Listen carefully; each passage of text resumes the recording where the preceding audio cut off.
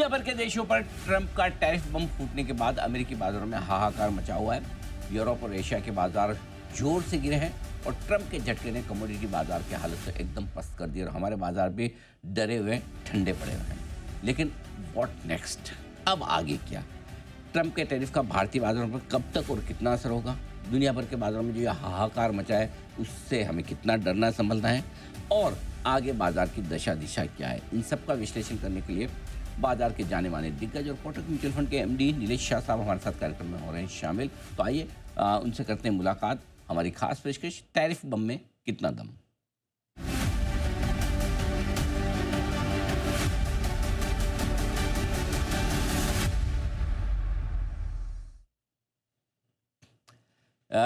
नीलेश भाई, good morning, बहुत बहुत स्वागत है। पहले तो यही सोच रहा था गुड मॉर्निंग भी बोलूँ या खाली मॉर्निंग से। अंग्रेजों का काम ठीक है, खाली मॉर्निंग से काम चल जाता है गुड ना भी बोलो चल जाता है। अभी आज कुछ मॉर्निंग में गुड जैसा दिख नहीं रहा सर। हाँ सर। अनिल भाई, जिस तरह से ट्रंप साहब ने टैरिफ का युद्ध छेड़ा है, हम्म। तो दुनिया के देशों में मार्केट में उथल पाथल बनी हुई है। एंड किसी को समझ में नहीं आ रहा है कि ये लूज लूज ट्रेड करके आपको क्या मिलेगा। तो अभी ऐसा है कि आप तो क्रिकेट, मैथोलॉजी, फिल्मों सबका संगम बनाकर बात करते हैं। तो मैं वो हमारे श्री सलमान खान जी, जिनकी एक पिक्चर आई थी अभी थोड़े दिनों पहले, मतलब सालों पहले, किक। उन्होंने बोला कि मेरे बारे में ज़्यादा मत सोचना, मैं दिल में आता हूँ, समझ में नहीं आता। तो ट्रम्प साहब की अगर वो ट्रम्प साहब हीरो हो तो ये भी बोलेंगे मैं दिल में भी नहीं आता और समझ में भी नहीं आता। हाँ, मतलब सी वो जो कर रहे हैं वो वाकई सही डायरेक्शन है। हम्म। उनकी फिस्कल डेफिसिट 6-7% के आसपास है। करंट अकाउंट डेफिसिट 3-4% के आसपास है। डेट टू जीडीपी रेशो 125% के ऊपर है। उनका जो मेडिकेड लायबिलिटी है वो पूरी अनफंडेड है। तो कब तक ये दिवालियेपन का धंधा वो चला पाएंगे? अब टैरिफ लगा के वो डेफिसिट कम करने की कोशिश कर रहे हैं। टैरिफ लगा के जो रेवेन्यू आएगी उससे फिस्कल डेफिसिट कम करने की कोशिश कर रहे हैं। इलॉन मस्क साहब से डॉज लगा के गवर्नमेंट खर्चे कम करके फिस्कल डेफिसिट कम करने की कोशिश कर रहे हैं। उनकी ट्रेजरी में जो गोल्ड पड़ा है फेडरल रिजर्व के पास, उसके वैल्यूएशन करके कुछ डेट को कम करने की सोच रहे हैं। तो उनके जो ऑब्जेक्टिव है वो सब सही है, बट उन्होंने जो पाथ इख्तियार किया है और जिस तरह से वो कर रहे हैं वह मतलब कभी कभी हमें मजबूर कर देता है ये कहने के लिए कि जिसकी लाठी उसकी भैंस। हम्म। अ, उन्होंने टैरिफ्स की जो कैलकुलेशन भी की है अनिल भाई, वो एकदम अनोखी है। हम्म।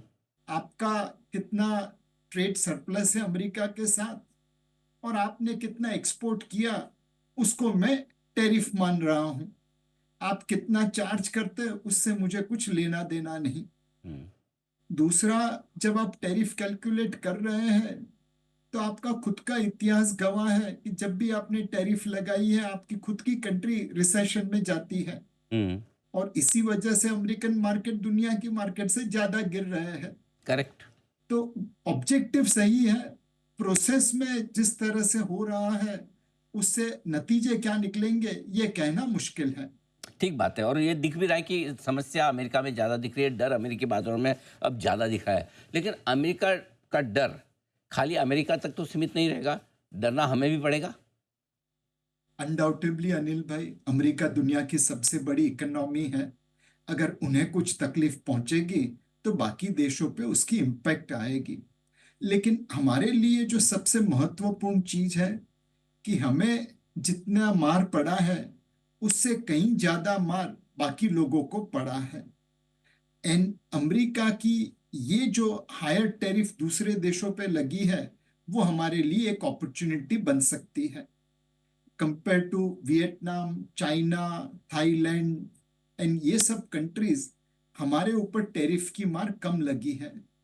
हो सकता है कि गारमेंट्स, फुटवेयर, ये प्रकार के चीजें अब भारत से अमेरिका में एक्सपोर्ट करना शायद आसान हो जाएगा। एंड हम अपने अमेरिका से डिफेंस या ऑयल खरीद के उस डेफिसिट को मैनेज कर पाएंगे, ताकि अगले साल टैरिफ में रिवीजन अपवर्ड्स नहीं हो। तो हमारे लिए एक अपॉर्चुनिटी है चाइना प्लस वन जैसी, कि हम गारमेंट, फुटवेयर, इस प्रकार के क्षेत्र में बाकी देशों के सामने बेनिफिट कमा सके। ठीक बात है। कहीं-कहीं मौके भी बनेंगे, लेकिन मौके बनेंगे तब बनेंगे, फिलहाल तो दिक्कत ये है कि अब जिन कंपनियों पर, जिन सेक्टर पर और हमारे सारे प्रोडक्ट्स पर जो 26% टैरिफ लगना है, इसको कैसे निपटा जाए? क्या होगा अल्टीमेटली, क्या कुछ डील बनेगी, बात बनेगी, ट्रेड एग्रीमेंट साइन होंगे? आपको क्या लगता है, शुरुआत तो हो गई टैरिफ वॉर की, अंत कब और कैसे होगा? अलग अलग देश अनिल भाई इसको अलग अलग तरीके से करेंगे। कोई है कि हम काउंटर टैरिफ लगाएंगे, जैसे कनाडा ने, ईयू ने, चाइना ने अनाउंस किया।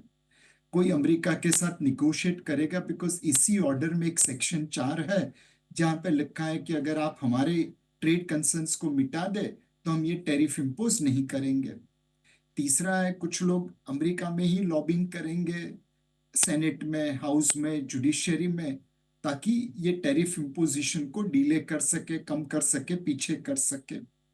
मेरे हिसाब से हमें अमेरिका के साथ संघर्ष में नहीं उतरना है, उनसे निगोशिएट करना है।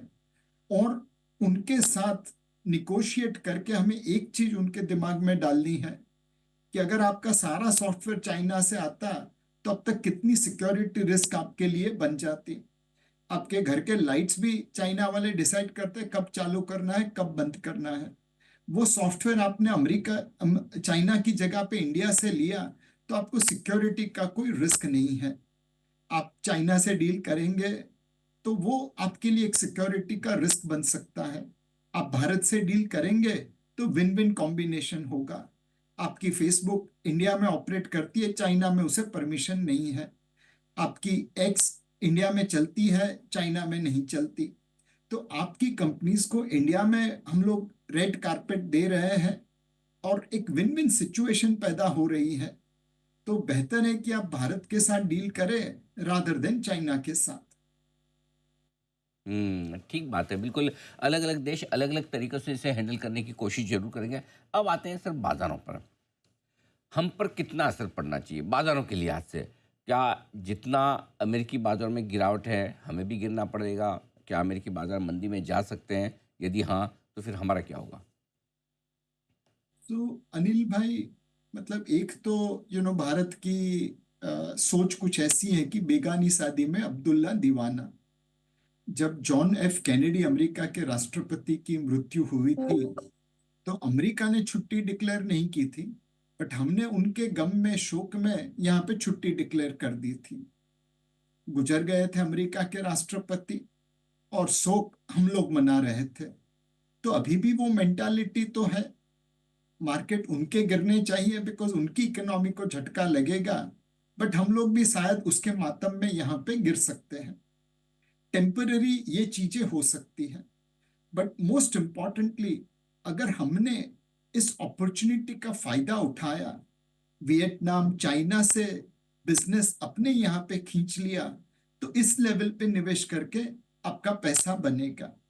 मुझे अभी भी उम्मीद है कि हम लोग अमेरिका के साथ निगोशिएट करके विन विन सिचुएशन पैदा कर पाएंगे। अगर हमने अपनी एक्ट टुगेदर कर ली तो लेबर इंटेंसिव इंडस्ट्री भी हम दूसरे देशों से भारत में ले आएंगे एंड अपनी ट्रेड डेफिसिट को अमेरिका के साथ मैनेज करेंगे, उनके वहां से डिफेंस इक्विपमेंट या ऑयल जैसी चीजें खरीद के। एंड नेट नेट हम इस टैरिफ वॉर के बेनिफिशियरी बन सकते हैं। अगर ये होता है तो ऑब्वियसली आज नहीं तो कल मार्केट ऊपर जाएगा। बात है। तो ये आपके लिए बाज़ार पर इम्पैक्ट। अब एक और चीज़ जो हमारे बाज़ारों के लिए इम्पोर्टेंट है कि टेरिफ वॉर के बाद अब हमारा रिजल्ट सीजन शुरू हो रहा है, और इस बार के रिजल्ट सीजन में नो डाउट अगले साल के आउटलुक भी आते हुए दिखेंगे। कैसे देखते हैं आप, क्या रिजल्ट सीजन से कुछ उम्मीदें रखी जाए? क्या ये सोचा जाए कि पिछली तिमाही के मुकाबले में ये तिमाही बेहतर होगी? क्या ये सोचा जाए कि वित्त वर्ष 2025 के मुकाबले में 2026 का वित्त वर्ष का आउटलुक बेहतर होगा? ऐसी उम्मीद रखना रीज़नेबल है या थोड़े मतलब ज़रूरत से ज़्यादा है? अनिल भाई, इस क्वार्टर की अर्निंग मोटा मोटा 275 रुपया निफ्टी 50 की आ जाएगी। हम्म। अब 260 आए, 270 आए, 275 आए, वहां पे उस रेंज में आती हुई दिखती है। ये उम्मीद के आसपास है, बिकॉज सितंबर और दिसंबर 24 क्वार्टर की जो उम्मीद से कम अर्निंग्स आई, उसने उम्मीदों को ही नीचे कर दिया है। मोस्ट इम्पॉर्टेंटली, आने वाले साल में 2026 में क्या होगा? मार्केट की उम्मीद है कि तकरीबन 12 से 13% अर्निंग्स ग्रोथ दिखेगा। 1150 से लेके 1175 की अर्निंग पर शेयर मार्केट में आ जानी चाहिए।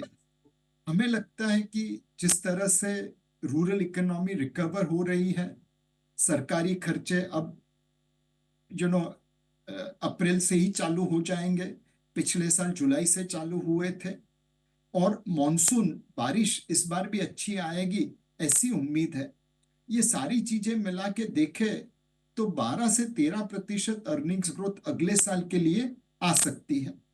ऑब्वियसली ट्रंप साहब की टैरिफ ने उस 12-13% के ऊपर भी कुछ शंका के बादल जरूर गहरे हैं, बट मेरे हिसाब से अगर हम इस अपॉर्चुनिटी का एडवांटेज उठा पाए तो 12-13% अर्निंग्स ग्रोथ आ सकती है। मार्केट इस वक्त उस अर्निंग्स ग्रोथ को डिस्काउंट करके बैठा है, अपनी फेयर वैल्यू पे है। शॉर्ट टर्म में मार्केट वोटिंग मशीन की तरह होता है, पैसे डिटरमाइन करेंगे दाम कहां पे जाएंगे। लॉन्ग टर्म में मार्केट वेइंग मशीन की तरह है, फंडामेंटल्स डिटरमाइन करेंगे दाम कहां पे रहेंगे। तो वॉलेटिलिटी बनी रहेगी, बट इस वॉलेटिलिटी में, इस करेक्शन में अगर आप अच्छी कंपनियां चुन के खरीद सके तो over a period of time उसमें पैसा बनेगा। कि मैं अच्छी कंपनियां चुने तो पैसा बन सकता है, लेकिन ऐसी अच्छी कंपनियों में अब आप किसको अच्छी मानते हैं? वो कंपनियां जो भारत में ही बिजनेस कर रही है या जिनके बाहर भी कामकाज है, अभी अच्छी कौन सी है सर? सो एक अनिल भाई, कंज्यूमर डिस्क्रिशनरी स्पेस अच्छा लगता है, बिकॉज तकरीबन 1 लाख करोड़ की टैक्स रिबेट अप्रैल महीने से चालू हो जाएगी। अगले साल पे कमीशन की रिकमेंडेशन भी आ जाएगी, तो सेकेंड हाफ ऑफ 2026 में वो पैसा भी लोगों की जेब में, गवर्नमेंट एम्प्लॉयज की जेब में पहुंचना चालू होगा। अब ये सारा पैसा लोग रोटी कपड़ा मकान पे तो कम ही खर्चा करेंगे, बचत भी शायद कम ही करे। ज्यादातर पैसा एक्सपीरियंस पे खर्चा होगा, डिस्क्रिशनरी स्पेस पे खर्चा होगा। इलेक्ट्रॉनिक्स लेंगे, एसी लेंगे, मोबाइल फोन्स लेंगे, एयरलाइन में ट्रैवल करेंगे, अपने फैमिली को हॉलिडे के लिए लेके जाएंगे। इस प्रकार के अनुभव में डिस्क्रिशनरी स्पेस में ये खर्चा होगा, और उस वजह से ये पूरा सेक्टर निवेश के लिए योग्य लगता है। दूसरा, सरकार खर्चा करेगी, कैपेक्स करेगी, तो उसका एक बेनिफिट सीमेंट सेक्टर या इंफ्रास्ट्रक्चर रिलेटेड सेक्टर को भी मिल सकता है। तो मेरे हिसाब से consumer discretionary and capex related sector, ये दोनों पे आप ध्यान रख सकते हैं। बट महत्वपूर्ण चीज है कि आप वैल्यूएशन सोच समझ के, वैल्यूएशन देख के आप खरीदिए। अभी भी मार्केट में कुछ कंपनीज ऐसी है जो अपनी फेयर वैल्यू से बहुत ऊपर दिखती है, वैल्यूएशन महंगा लगता है। बेहतर है कि आप एक रीजनेबली वैल्यूड कंपनीज में निवेश करें। बात है। तो ये आपके लिए भारत से जुड़े सेक्टर्स, यानी कि जिसमें कंजम्पशन से जुड़े हो सकते हैं, सीमेंट हो सकते हैं, कैपेक्स रिलेटेड हो सकते हैं, एयरलाइंस, एयर कंडीशनर बनाने वाली कंपनी, ये सारी जिनका बिजनेस ज़्यादातर भारत में, वहाँ ज़्यादा एक्शन होगा। लेकिन एक चीज़, एक सेक्टर पर आपसे राय लेना चाहता हूँ। हमेशा भरोसेमंद सेक्टर माने जाने वाला, बहुत पैसा बना के दिया है निवेशकों को, आईटी। ऐसा गिरा है, ऐसा तो शायद मतलब है ना, Y2K का वक्त, वो साल 2000 में भी ऐसी हालत नहीं हुई थी, तब सिचुएशन अलग थी। लेकिन आज बिल्कुल भरोसा ही टूट गया है। क्या ऐसा आईटी में, ऐसा क्या खराब हो रहा है? क्या आईटी का जो रिएक्शन है, आईटी कंपनियों का, आईटी शेयरों का, ये ठीक है या कुछ जरूरत से ज़्यादा हम अमेरिका से डरे हुए हैं इस वक्त? तो अनिल भाई, आईटी क्षेत्र के ऊपर उतना विश्वास इस वक्त नहीं है। एक बात जरूर है कि यहाँ पे गिरावट के चांसेस अब कम है, बिकॉज डिविडेंड यील्ड 3-3.5% के आसपास पहुंच गई है। बैलेंस शीट आईटी सेक्टर की बहुत क्लीन है, और गवर्नेंस के ऊपर कोई दो राह नहीं है। तो शायद अब इस गिरावट के बाद आईटी सेक्टर में ज्यादा गिरावट नहीं है। बाउंस कभी आएगा? वेल, उम्मीद यह है कि अगर अमेरिकन इकोनॉमी स्टैगफ्लेशन में जाती है तो टेक्नोलॉजी रिलेटेड स्पेंडिंग कम होगा और उस वजह से आईटी क्षेत्र की कंपनीज को मुश्किल ही आएगी। दूसरा, आर्टिफिशियल इंटेलिजेंस रिलेटेड एक माहौल चल रहा है, उस वजह से भी लोगों को डर है कि अगर प्रोग्रामिंग कंप्यूटर करेंगे तो आदमी क्या करेंगे, हमारी कंपनीज एआई को कितना लिवरेज कर रही है। तो मेरे हिसाब से इस क्वार्टर के रिजल्ट और आईटी क्षेत्र की कमेंटरी हमें कुछ निर्देश देगी, कुछ डायरेक्शन देगी कि उनको बिजनेस माहौल कैसा लगता है। आईटी क्षेत्र को यहां से आउट परफॉर्म करने के लिए अच्छे गाइडेंस की जरूरत है, अच्छे ऑर्डर फ्लो की जरूरत है, जो आज की तारीख में नहीं दिखता है। बिल्कुल ठीक बात है। तो आईटी शुरू की समस्याएं काफ़ी ज़्यादा है। अच्छा, टैरिफ वेरिफ वॉर और ये सारी तो समस्याएं अपनी जगह, हमारी एक समस्या और है, ये कब सुलझेगी? वो है एफआईएस की बिकवाली की। हाँ, मार्च से थोड़ा खात रोका है, बेचना कम किया है, लेकिन फिर भी अभी तक वो भरोसा नहीं आ रहा है कि नहीं बेचेंगे या खरीदना कब शुरू करेंगे। आप क्या सोचते हैं, किस चीज़ का इंतजार है इन्हें? सो मेरे हिसाब से एफपीआई को अगर आप देखें तो लॉन्ग ओनली फंड ने सेलिंग की अक्टूबर से दिसंबर 24 में, इंश्योरेंस पेंशन ने सेलिंग की और पैसिव लोगों ने बिकवाली की। उसी समय काल में यूनिवर्सिटी एंडाउमेंट फंड और सॉवरिन वेल्थ फंड ने खरीदारी की थी। तो सारे एफपीआई ने बेचा ऐसा जरूरी नहीं है। अक्टूबर 24 से लेकर फरवरी 25 तक पैसिव ईटीएफ की सेलिंग इंडिया में जारी थी, बट मार्च के महीने में उन्होंने खरीदारी की। मेरा ये मानना है कि ये जो पैसिव की खरीदारी हुई है वो एक पॉजिटिव साइन है। दैट मीन्स एंड इन्वेस्टर को लग रहा है कि इंडिया में निवेश करना चाहिए। अब अगर एंड इन्वेस्टर को ऐसा लगता है तो आज नहीं तो कल फंड मैनेजर को भी लगेगा। तो मुझे लगता है कि एफपीआई की सेलिंग इंटेंसिटी कम हो सकती है, शायद उसे समय लगेगा नेगेटिव से पॉजिटिव जाने में, बट ये पैसिव इंडिकेशन उम्मीद देता है कि शायद एफपीआई की सेलिंग इंटेंसिटी कम होगी आने वाले महीनों में। ये खरीदारी कब चालू करेंगे? वेल, एक है कि हम अपनी अर्निंग्स ग्रोथ को, अपनी इकोनॉमिक ग्रोथ को बढ़ावा देते रहें, वैल्यूएशन ठीक होंगे तो अपने आप वो लोग खरीदने आ जाएंगे। और दूसरी चीज है, हम भगवान से प्रार्थना करें कि बाकी लोग सेल्फ गोल करें।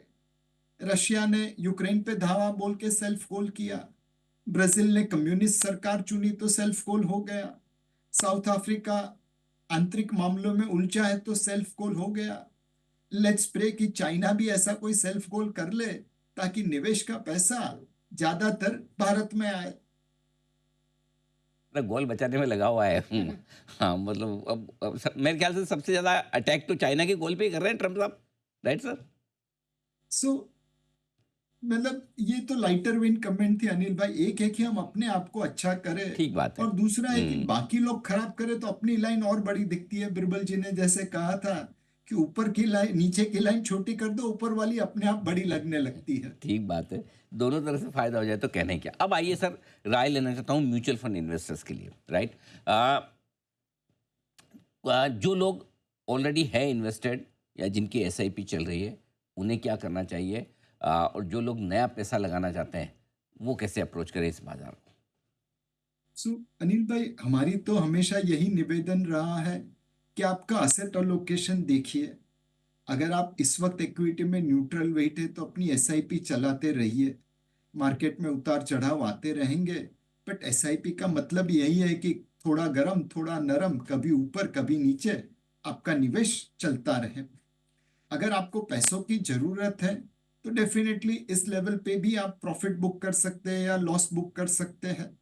लेकिन अगर पैसों की जरूरत नहीं है तो मार्केट गिरने वाला है उस डर में एसआईपी बंद मत करिए।